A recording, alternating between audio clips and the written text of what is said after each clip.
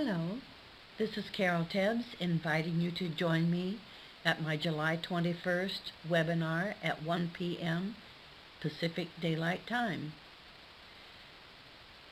As you can see from the chart shown, there is a T-square involving Saturn-Neptune at the apex of the T-square, squaring both Mars and Uranus, which are opposed to each other.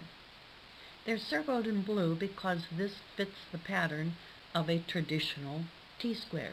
I call these traditional configurations the beauty queens because they're symmetrical.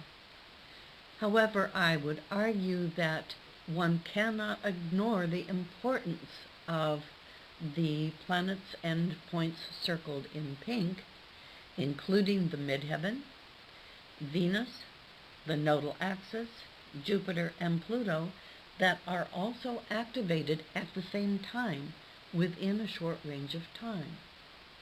Basically, when this chart is activated at those mid-degrees, 15, 16, 17 degrees of any sign, the whole network is activated. Now, most modern astrologers place high interpretive value on networks of planets in close aspect, configurations, if you will, that emphasize specific themes in the birth chart.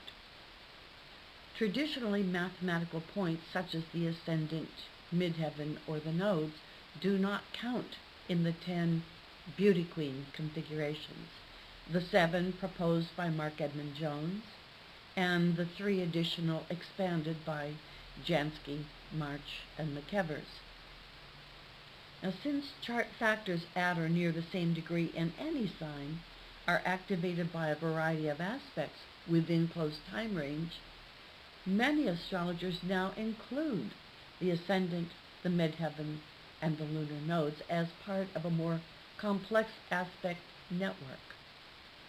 As well, the more lights, angles, or personal planets involved in the network, the more important is the configuration.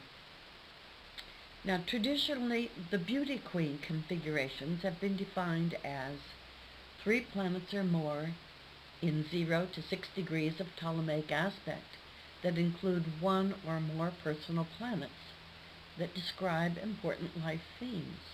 However, planetary networks, including angles and lunar nodes, connected by a closer orb of 0, 1, and even 2 degrees, define the most important life themes much more dramatically.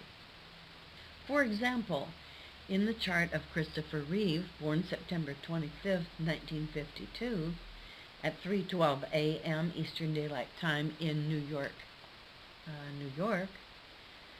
we can see that there are a couple of yod patterns, but particularly there is a very tight yod pattern with Jupiter at the apex, quincunx the Saturn-Neptune, and also quincunx Mars.